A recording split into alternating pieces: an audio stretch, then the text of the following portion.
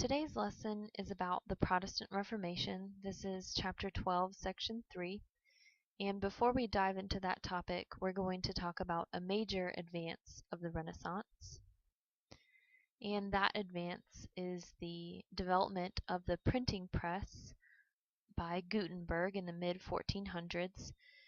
And as we've discussed previously, this technology did actually come about in ancient China. But what we see is Gutenberg improved the technology.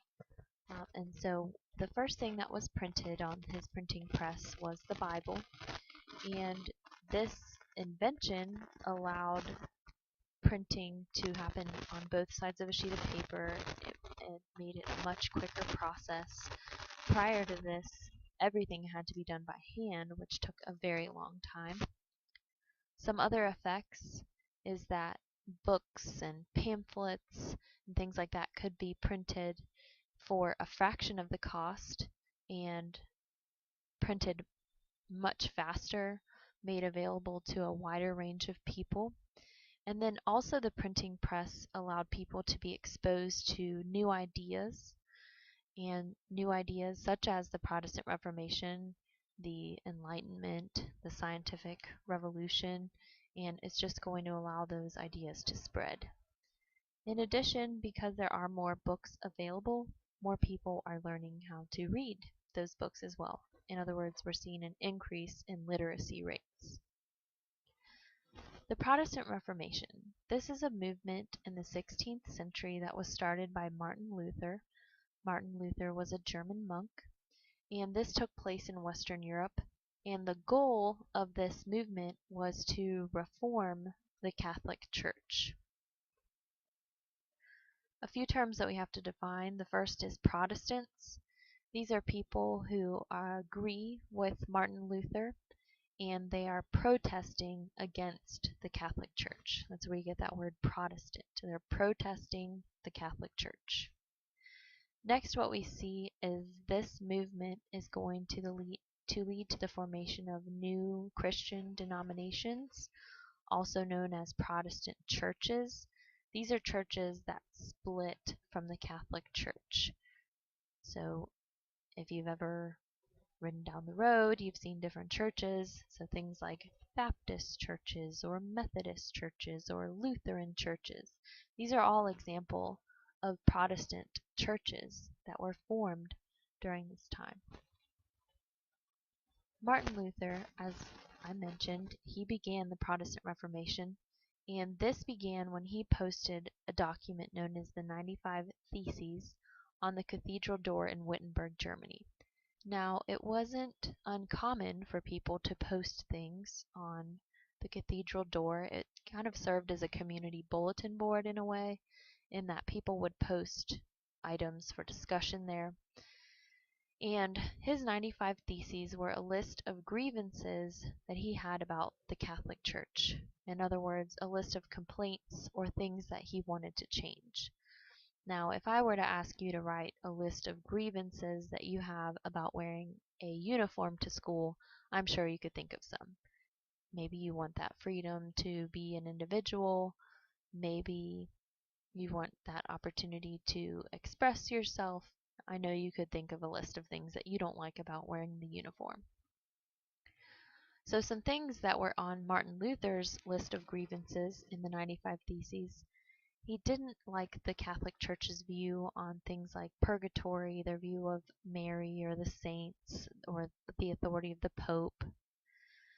And one of his major revelations that he had in studying the Bible and that fueled his desire to begin this movement was that the Catholic Church taught that people could gain eternal life by performing good works. So if you think back to our medieval Christianity web quest, things like the 7 sacraments, such as baptism, communion, marriage, the last rites, things like that, charity. But Martin Luther believed that a person could only get eternal life through believing in God. So the Protestant Reformation One of the other major things that they wanted to reform was they wanted to end the sale of indulgences. Now, an indulgence is a pardon for sin, and these were sold by the Catholic Church. So a sin being something that someone does wrong. And these could be purchased by someone in advance of a time that they did something wrong, or it could be purchased by family members on behalf of a family member that had already passed. And the goal of the purpose of the indulgence is that it would release someone from their sin and reduce time in purgatory, a place where Catholics believe that upon death souls are waiting to be purified before they go to heaven. And the Catholic Church would use this funding to complete church projects and things like that. Something else the Protestant Reformation wanted to end was corruption in the church. As we've mentioned previously, the Catholic Church had political, religious, and social influence, but what was happening was church officials were becoming consumed with political duties and less focus on their religious duties. We saw church offices being sold for profit of the church and things like that. Some major effects of the Protestant Reformation are, first, that it spread discontent with the Catholic Church.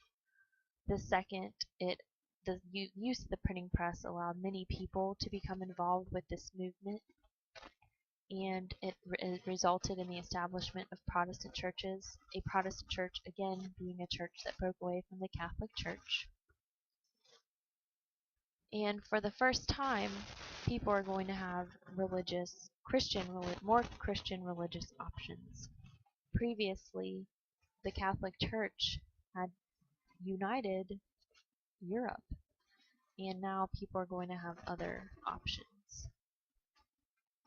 And as you can imagine, having more options is going to create division in society.